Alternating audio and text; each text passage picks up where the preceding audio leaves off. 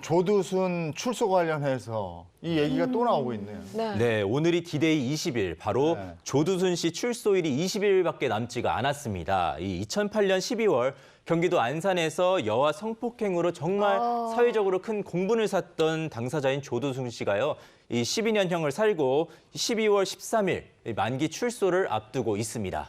조두순 출소 다가오면서 진짜 많은 얘기가 오고 갔는데 출소하고 나서 안산으로 돌아가겠다 이러니까 지금 안산시가 또 난리가 났었죠. 네, 그렇죠. 네, 조두순 씨의 아내가 살고 있는 집이요. 이 피해자가 살고 있는 집에 거의 3분 거리밖에 떨어지지가 않았어요. 그렇기 때문에 이 피해자 가족은 가족회의 끝에 결국 안산을 떠나겠다 이렇게 밝히기도 했습니다. 그러니까 범죄자는 살던 곳으로 돌아오고 피해자는 삶의 터전을 떠나고 그렇죠. 이게 너무 안타까운 부분인데요. 조두순을 좀 격리시킬 수 있는 방법은 없는 거죠. 현행법상으로는 사실은 좀 힘듭니다. 거의 어렵다고 봐야 되는데 네. 사실 이런 상습 연쇄 성폭행범 아니면 이제 연쇄 살인범들 이런 사람들은 굉장히 위험하잖아요. 그래서 격리시켜서 어떤 시설에 이제 좀 구금을 하자 이런 움직임은 사실 있었습니다.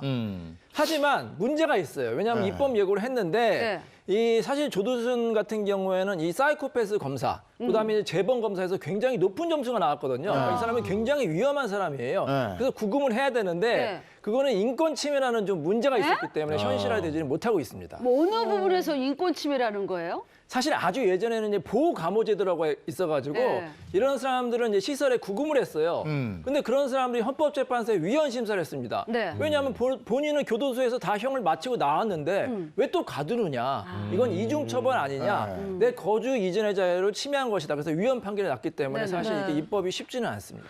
그러면 뭐 현재로서는 이 조두순을 관리할 수 있는 수단이 전자발찌밖에 없는 건데 이게 관리가 제대로 되는 거예요? 뭐 이제 주간에는 좀 관리가 좀 용이하지만 야간에는 사실 관리가 용이하지가 않아. 예를 들어서 야간에 이 사람이 집안에서 음주를 많이 한다든지 아니면 피해자를 뭐 집으로 유인해서 부를 수가 있거든요. 그럴 경우에는 이 전자발찌가 집에 있는 상태이기 때문에 이 사람을 관리하기 어렵기 때문에 그런 문제점이 발생할 수가 있는 거죠.